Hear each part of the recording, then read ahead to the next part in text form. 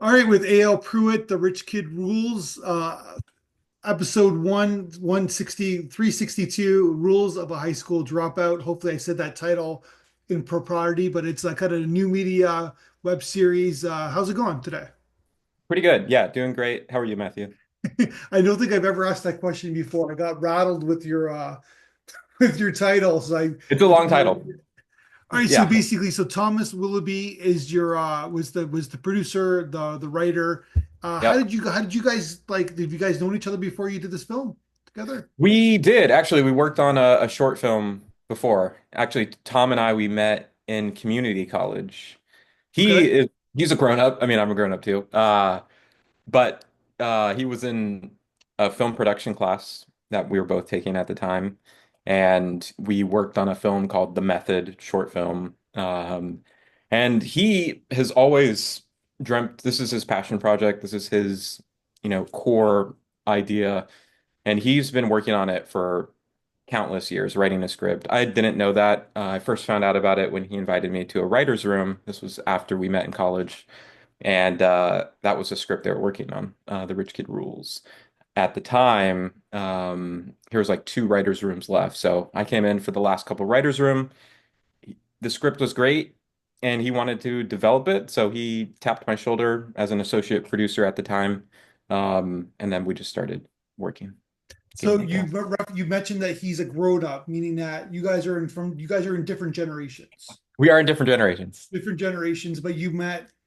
Tom is a high school dropout, hence the his passion project, I guess, right? Exactly. That's exactly right. Stems strictly from his life. All the rules in here. I mean, a lot of the rules are. Have you watched it, by the way? I don't Yeah, know if you've seen yeah, it. Okay. yeah, yeah. So, like, a lot of the rules in there are, I suppose you can call them like common sense rules, right? Sure. To a certain point.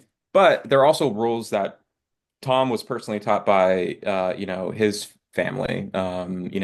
He also, when he dropped out of high school, he went and he worked at Mount Baldy, which is like a ski resort, and he was, cutting his teeth there, and he learned a lot of these rules there too. So, he's cataloged all of them.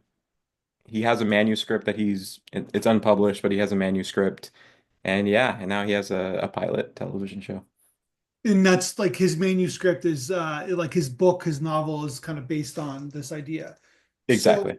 all right, so it's interesting that why do you think he picked you to do this project with him? We had a great working relationship. The pilot or the short film that we shot, it won some awards. It went out and did okay internationally, and um, I think we speak the same language. He has a huge passion for filmmaking. He doesn't call himself a filmmaker, but he is, and I'm a filmmaker, so I think we just kind of click like that. Also, I'm here in town. I was reliable during the shoot. I think not to toot my own horn, I'm incredibly hardworking. He appreciates that character in people, and you know, it was pretty easy for us to just get going. You don't mind 16-hour days to get your No, I shot. don't. Absolutely not. As long as I can take a nap, like I'm the director that needs. I take a nap. Lunchtime, I You get eat. lunch, you take a nap, I take a nap. I eat my food. I go to a corner. I take a nap. I wake up, and then we do the like a other power nap. power nap. Yeah, Yeah, solid 10 to 15 minutes that's every all day you on need. set. That's all I need. What if you go into a deep sleep though? It's hard to wake up from that. Well, that's why you have like PAs, man, and ADs. No, but I Make mean like emotionally, like you fall Oh, asleep. I It see what you mean. takes a good 20 to 25 minutes to get going, or at Yeah, least I mean, if you have to be so time focused on set that like I would never get to that point with a nap, I don't think. And it's hardly a nap too. Your mind's spinning so fast. There's so many things to do. It's basically closing your eyes for like 10 minutes to get a quick reset. so right away, like we're on a horse ranch, and then all of a sudden there's a sign, kind of like 1 minute into the film, got some nice shots of horses, and then you Rules. kind of have the three rules kind of written on a like a one on a whiteboard, I guess, My right? whiteboard, yeah. So it's know yourself, find your burning, right? And then create Find a your burning big cool. hairy, like I love how you put Harry in there a big, hairy, audacious Audacious goal. goal. Yeah, Yeah. So those are those are the the. first three rules of high school dropout. That's right. The core rules. Exactly. Did And you it's relate kind to of, any of those rules? Like when you saw them, what were your like? well, Did you have they're any? first of all, they're both like two of the three rules are grammatically incorrect, which is like the stereotype of being a high school dropout, I guess, right? That's hilarious. That's really, really. Tom's gonna get a kick out of that. That's very funny. Because I don't even know what does find your burning mean.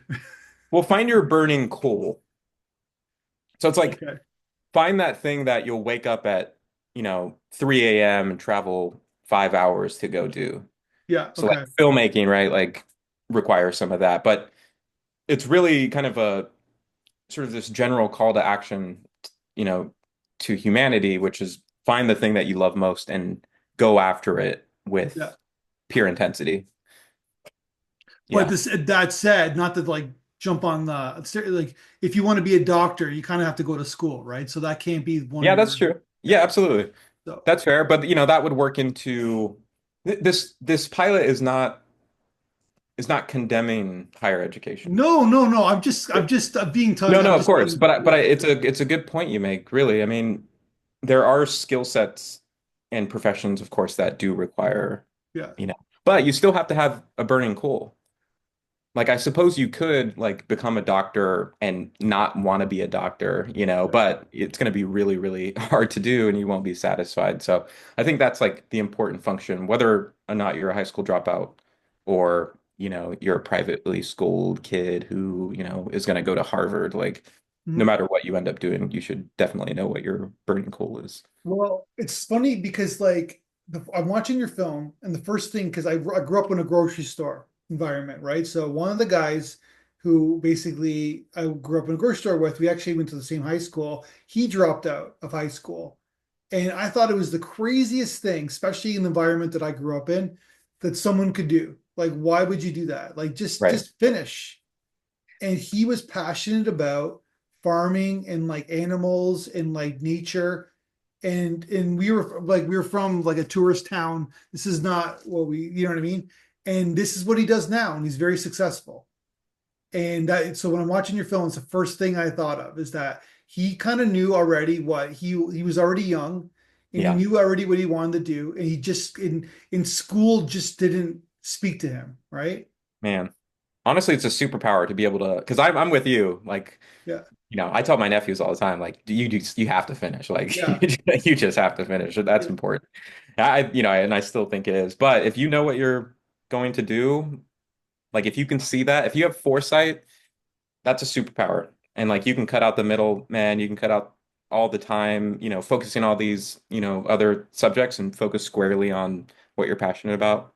Dude, that's like the best, And you best can case. always get your GD, was it GED Yeah, afterwards, GED. anyways, Yeah, right? of course. You can always get your GED, I've seen the test. It's pretty easy. It's Like, pretty simple, I would yeah. imagine, So then when I saw the test, I'm like, why did I go to high school? Like, it's just so dumb. It's like I could have just like done Dropped something, out, take your worked, GED. and then get my GED later. It was like it's like well, like this is a big scam. Yeah, right. Yeah. Yeah. But I think people still put a lot of weight on having a diploma. I think, Yeah, like I over know. a I'm, GED. I'm just kidding. Yeah. All right. So tell me about like putting the film together. So he pegs you to kind of direct the film. Did Yeah. you did you I'm assuming he was there all the time. Yeah, for And sure. did you guys storyboard? How did you guys kind of set up this film up? Did you in terms of its Did visual not design? storyboard. Well, at first, like I got cast or hired as the associate producer. We needed a casting director. Obviously, you need a cast. So I was tapped for that too, which was probably like, my greatest responsibility, in this whole thing, being the casting director. During production, well, pre-production, we planned everything. We attacked this in the most professional way possible. It was an ultra low budget, Yeah. independent, SAG project. So um, we went at it as professionally as possible. Tons of time in pre-production, getting everything planned, hiring people, hiring, my co-director, Makenna Perkal out of LA, and her DP, who ended up being our DP, Justin Nodal. They just like they knew what was up and they came in and they really set us up for success. Tom and I, we're kind of learning on the job, so to speak, um, but we went forward with like just a ton of professionalism and that showed up in the product, we think. And so when it was time for production, McKenna took care of basically the first half of the schedule. I took care of the second half. We had independent focuses, so like I focused on Omar's character. I focused on like the crime elements. And she took care of like, here's a really emotional scene with Sandy, played by Sienna Novikov, and her mom, Grace, played by Robin Richards, where she's crying, right? It's like, a day before her 16th birthday. And spoilers, her mom, is going to prison for dealing with Tony. Um, and that was like all McKenna. So it was really like an amazing team effort. We all got together, tons of meetings, and we just really worked it out. We ended up taking a break. We did some reshoots towards the end too. And same thing, we just attacked it with the most professional attitude we could. And, luckily we had really great people on our team to help Tom and I out, like really get a good product. You needed like the like very young actors to kind of carry this film. Indeed. Yep. Was there a ton of people audition? I'm assuming you do a casting call for these roles that you're going to get a lot of people kind of Yeah, tons of applying. people. This might be a slight exaggeration, maybe not, but it was like 600 applicants, for, that we went through. But actually, funnily enough, Sienna Novikov, who's our lead, the most important of the characters, Tom just found her. And Tom found her. She has done some stuff previously. She was like on BET for a spell. She did some other stuff. She was I believe a background she was a stand-in in the film Logan, the Wolverine film. Mhm. So she's done some work and Tom discovered her because her dad is an Olympic gold medalist. Oh, And okay. So who's your dad? I don't know the gentleman's name, something Novikov, forget his name. All right. Um I need to know that. Okay. should we look it up real quick? The United States. I'll look it up while you keep talking. But Okay, cool. basically, so he from the United States, like a United States gold medalist. No, not from the United States. Yeah. Her heritage is I believe Russian in origin and Irish. Okay. So I'm not sure who he competed for. But she was perfect for the role because she grew up in this atmosphere, Okay.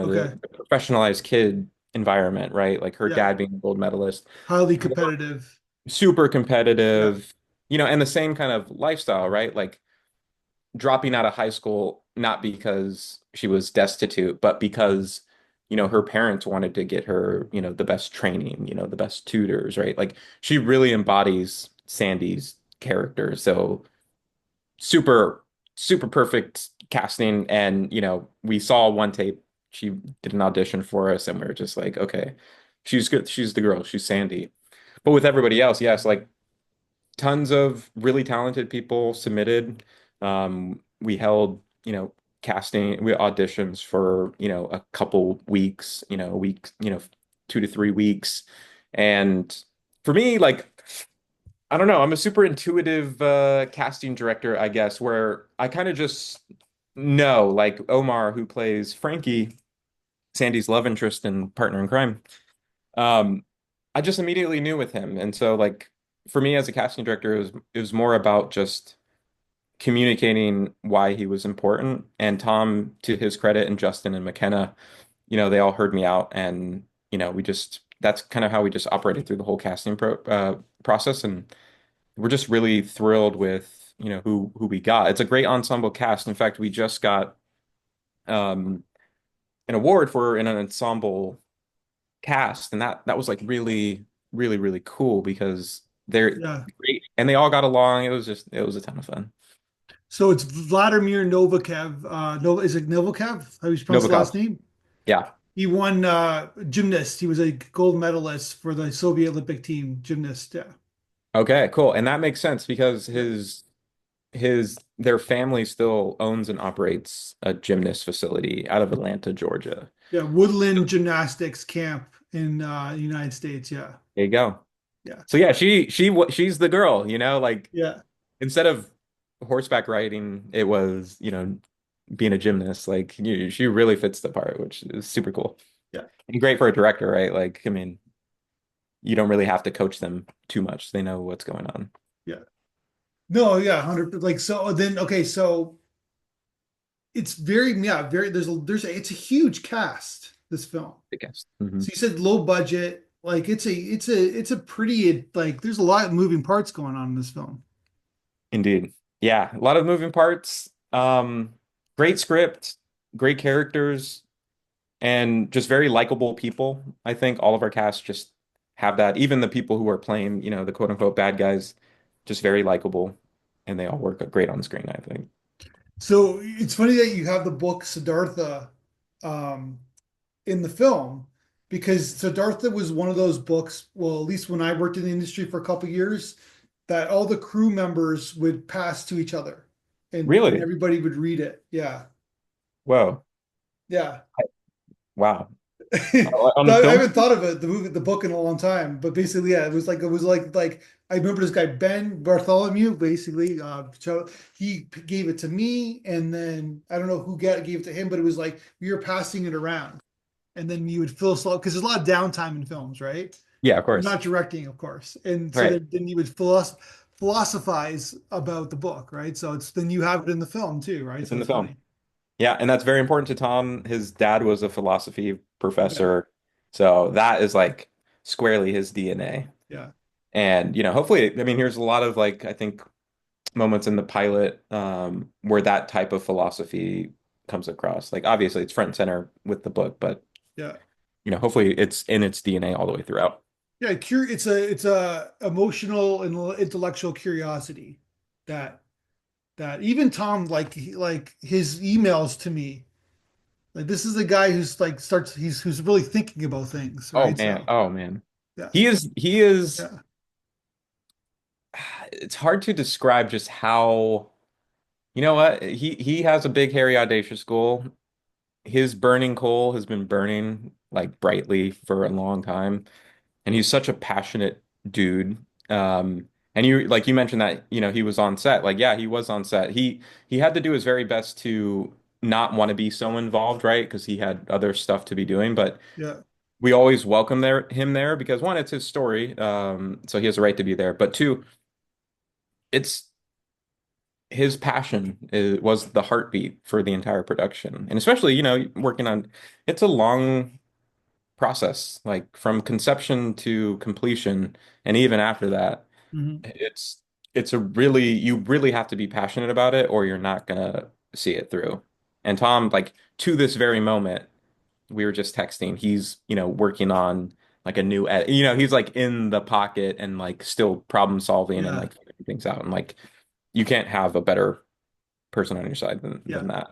So we're doing this March 2025. I know he's working on the music right now. He's trying to get like rights or trying to get the best music. So Yeah, yeah, that's right. Yeah. Yeah. Yeah, trying to get music obviously hugely important.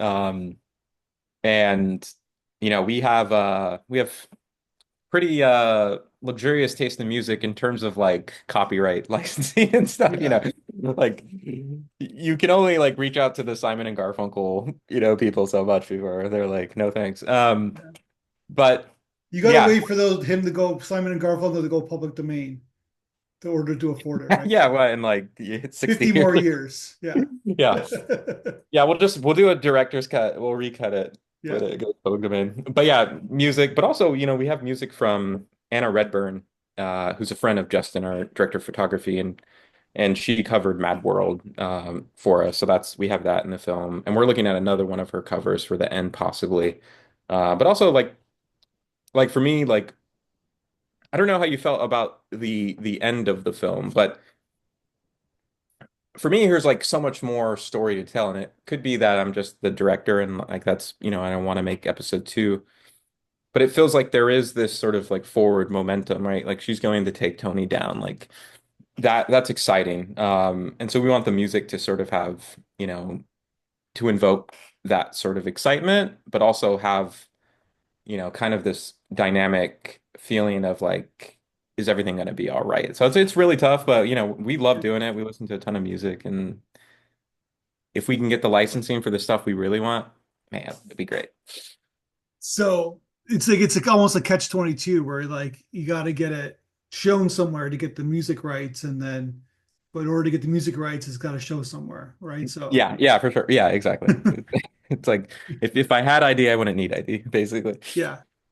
So tell me, okay, so tell me about the location then. So like the main location, obviously there's a lot of interior scenes, but the Yeah. horse ranch, like Right.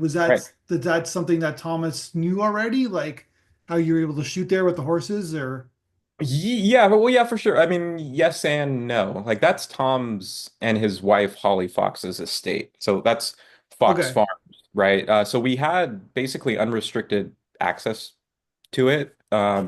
Not to say it wasn't a working stable. In fact, it was like, there were plenty of times where we were getting in the way of their operation. Yeah. And filmmakers on set are just like we're just so needy, It's just like Yeah. we want access to everything. We want, complete access without interruption.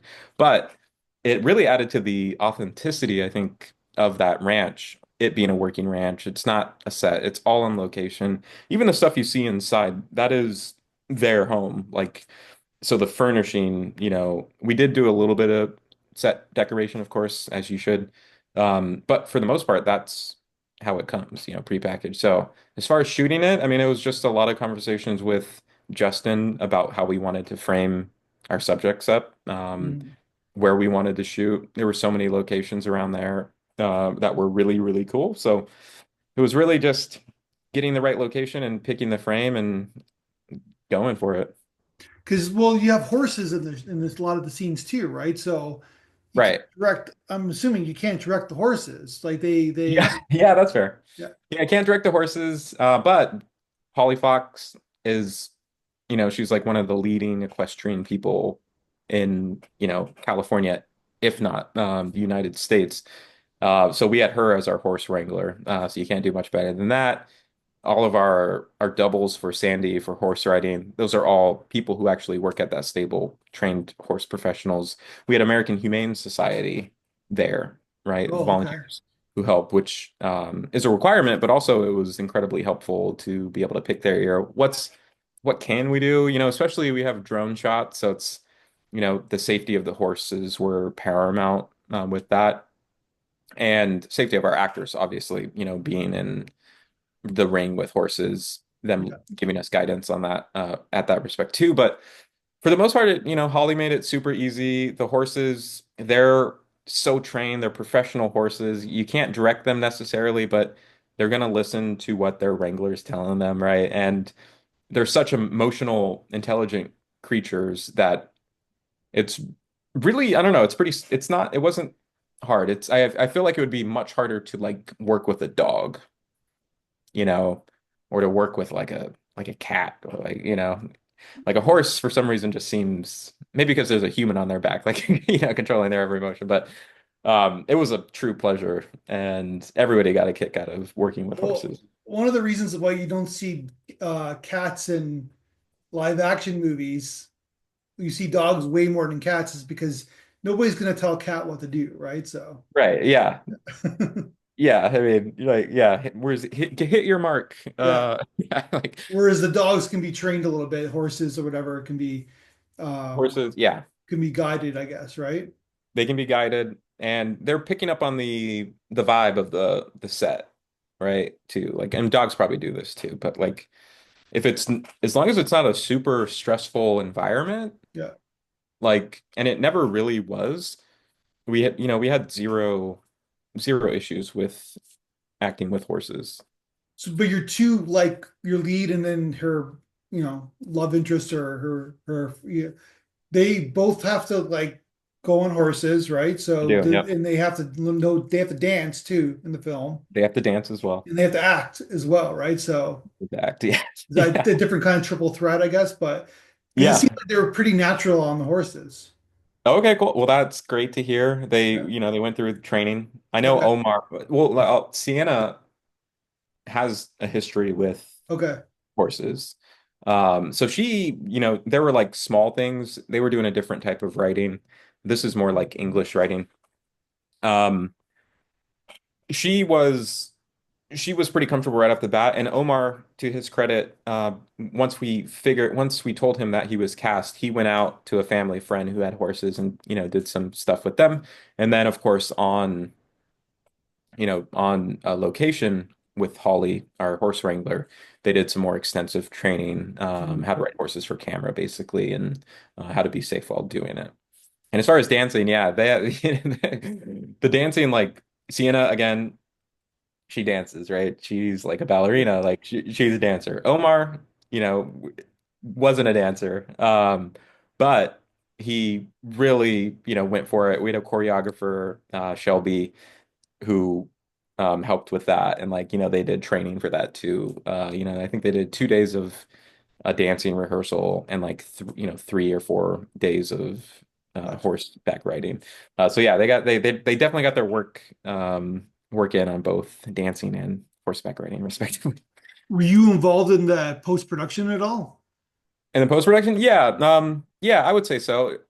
Probably more, I guess, as an associate producer and a director. I mean, I was on all the editing calls. I went to LA when we first did our first pass of coloring. Music, I spoke directly with the composer Brian Steckler about music, as well as Tom and Justin. So yeah, I was involved for sure. Gotcha. And so now, like the film is done, obviously, and or the web series. So, what are you guys hoping to get it sold? Like, what's your plans for this? Yeah, my selfish plans, I'm here in Northern California. We shot it in Woodland and parts in Sacramento. I'm from Sacramento. I want to bring a television series to Northern California. Like that's my ultimate goal. How that looks like there's a couple different options. There's always a route of like going self-financing and doing it that way, which, is Yeah. a huge hurdle, but it's possible. Or, we recently got on contract with a gentleman called Gary Rubin, who's a sales consultant, and he's representing us at certain festivals. He's representing us, um, for like exposure purposes, and going that route. It could be possible that we sell the idea, right? And so if somebody likes the idea, if they want to produce it themselves, we're not against that either. But like I said, my personal goal is to to get it made, obviously, but to bring something to Northern California so I can do what every filmmaker wants to do, which is hire their friends and Gotcha.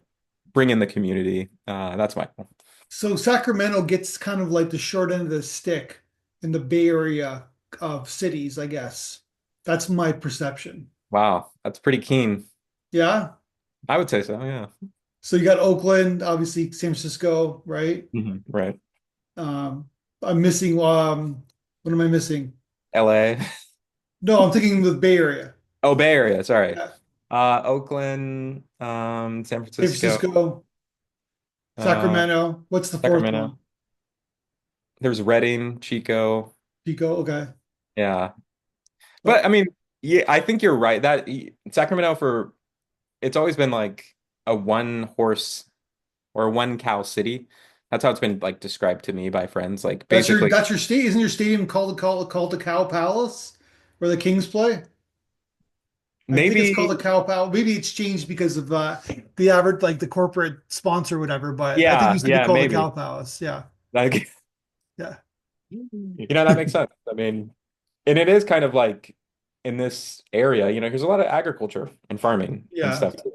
So it's I think it's partly that. It's not that like Sacramento doesn't have like the culture that these other places Yeah. have. But we have like this injection of like farm culture, Yeah. And like we're the fort capital of, the world, self-proclaimed. Yeah. But we are. And also we were named the city of trees once upon a time. So there is like kind of a rural aspect to Sacramento that gets slammed a lot, but is underappreciated, I will say. But it's still a big city though, right? Big city, yeah, it's a big city for sure. Yep. has all the big city things, all the good, all the bad, certainly. Okay, I got it. I know you're probably not a fan, but they got screwed. You're probably even too young to, you probably weren't even born yet, maybe. 2002 Western Conference Finals, they got screwed by the refs in the, I'm sure that people still talk about this, but they should have won the championship, the NBA championship that year. Is this And it still the bothers me to this day that they got screwed by the refs in that game. Again, and I'm sure that people talk about, I'm assuming that they talk about that still in Sacramento. Hey, Or at my is least, that the Bobby Jackson call? Was that yeah, Bobby? it's just like they it was just the whole thing. It was game six. They just Yeah, they and then they were such a great team to watch, yeah, and it was just so unfortunate that they never won a championship. But yeah. And I don't think they've been back to the finals. they have not been to the final since, and I Yeah, root for that team because of that. well, yeah, I guess we're an okay team now. I mean, the last like 2 years have been kind of exciting and then kind of disappointing, but the that's it. Yeah, I mean, that's a good point. Like we have a basketball team. Like that's big city stuff. We're not. Toronto. You guys have the Raptors over there. Yeah. We have the Oh, sorry, I was King, thinking about San Jose. I forgot San Jose, right? That's the other Bay Area city, San Jose, and then which Berkeley, which is yeah, the Berkeley. yeah. You have your Silicon So Valley-ish. people know those cities, but they don't. Yeah, they don't because yeah, Sacramento's got that blue collar kind of Yeah, yeah and yet it's the capital as well. So it's yeah we're a hodgepodge of cultures over here yeah. for sure. And so basically, one little nugget for your team, the Kings, is that so Jay Triano is assistant coach for the Kings. His dad was my principal in high school. He's your assistant coach for the yeah. So he was a What? big he played in the NBA. So basically, Oh, you but play? Oh, okay. so Niagara Falls. So yeah, he was the his dad was the my principal, and he's your assistant coach for. Anyways, small little Oh, nugget. man. Basically, Who's your? Oh, so are you a Raptors fan? Are you a big oh Raptors? yeah, yeah. Well, of course, yeah, Yeah. Toronto, Okay. yeah. But basically, yeah. I just like I like yeah. So I like basketball. Like in the playoffs, I like to Oh watch. yeah. Yeah, yeah. So, Yeah. anyways, they got screwed. I'm telling you, like. Well, thanks for preaching that, man. Well, Just we it's need we just need the so support. upset. It still upsets me to this day. Like that the big city. Yeah. Anyways, Our city great would have been so film. So much you different want if to we bring won it to that. the community. You want to bring film to the Sacramento community, Yeah, basically. exactly.